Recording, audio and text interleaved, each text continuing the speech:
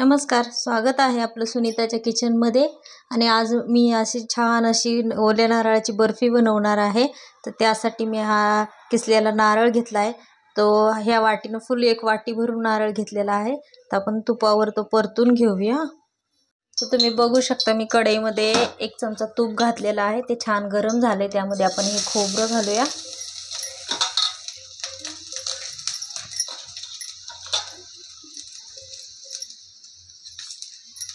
आणि ते छान आपल्याला परतून घ्यायचं आहे.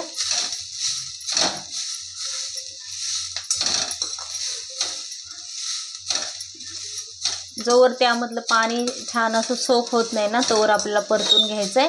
आणि ते कोरडं झालं का मग आपल्याला थंड करायचं ते. बघू शकता यातलं पाणी छान आटलेलं आहे आणि एक छान कोरडं झालेलं आहे खोबरं. अजिबात पाणी नाही आहे यामध्ये. आता आपण गॅस बंद केलेला आहे आणि आपण आता ही साखर घेतलेली आहे. तुम्ही बघू शकता. ते साखर घालूया. आता आपण गॅस चालू केलेला आहे आणि आपल्याला छान आता परतून घ्यायचं आहे. जोर हे दोन्ही एकसारखं मिक्स होत नाही तोवर.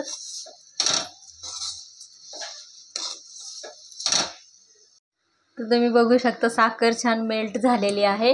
तर त्यामध्ये आपण हे 2 ते 3 चमचे दूध घालूया आणि दूध घालून छान हलवून घेऊ. आपण ही 2 चमचे मिल्क पावडर घेतलेली आहे. तर आपण ही मिल्क पावडर घालूया.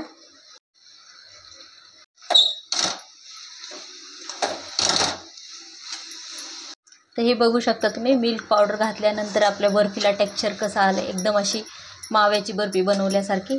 तर आता आपण ह्याला वेलची पावडर घालूया जराशी शेवटी. आणि एका ताटामध्ये तूप लावून आपल्याला हे काढायचं आहे खाली. तुम्ही बघू शकता तुम्ही छान असं ताटाला तूप लावून घेतलेलं आहे. आता त्यावर आपण आपलं बर्फीचं मिश्रण टाकूया. आपण ताटामध्ये पसरवून घेतलेले आहे बर्फी आणि त्यावर आपण आता असे पिस्त्याचे काप घालणार आहोत. छान असे मस्त. तर तुम्ही बघू शकता ही छान अशी बर्फी तयार झालेली आहे मस्त. आता आपल्याला ह्याला 4 तास तरी सेट व्हायला ठेवायचे आहे. त्यानंतर आपल्याला कट करून घ्यायची आहे.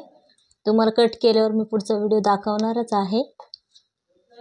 तर तुम्ही बघू शकता 4 तासानंतर आपली 4 ते 5 तासानंतर आपली वडी मस्त छान अशी सेट झालेली आहे. आणि आपण तिला कट करून घेऊया. तर तुम्ही बघू शकता मी एका सुरीच्या साहाय्याने ही छान अशी कट केलेली आहे.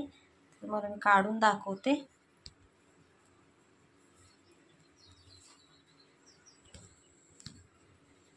तर ही बघू शकता आपण कट करून घेतलेली आहे वडी. आणि तुम्ही बघू शकता वडी किती छान झालेली आहे. हा बघा वडीचा रंग बघा एकदम छान असा मावा बर्फीसारखा आलेला आहे. मस्त आपण 1 नारळामध्ये अर्धा किलो अशी वडी बनलेली आहे. आणि ह्यामध्ये आपण मिल्क पावडर वापरल्यामुळे वडीची टेस्ट इतकी छान झालेली आहे.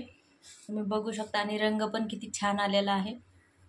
तर ज्या वेळेला तुम्हाला पाहुणे वगैरे येणार असतील त्यावेळेला गोड काही सुचत नसेल तर तुम्ही अशी खोबऱ्याची बर्फी बनवू शकता. तर त्यामध्ये फक्त आपल्याला 2 चमचे मिल्क पावडर टाकल्यामुळं तिची चवही वेगळी होणार आहे आणि कलरही खूप छान येतो असा मस्त. दरवेळेला कसं आपण ओल्या नारळाची जी वडी बनवतो ती एकदम पांढरी शुभ्र होते. त्यामध्ये फक्त आपण साखर घालतो. यामध्ये थोडंसं आपण वेगळं म्हणजे मिल्क पावडर वापरलेलं आहे. त्यामुळे वडीचा रंग बघू शकता तुम्ही मस्त छान आलेला आहे. तर तुम्ही पण अशी एक वेळा मिल्क पावडर घालून खोबऱ्याची वडी बनवा आणि कशी बनली आहे कमेंट करून नक्की सांगा. आणि व्हिडिओला लाईक करा, शेअर करा आणि अशाच नवनवीन रेसिपीसाठी चॅनेलला सबस्क्राईब करा. धन्यवाद.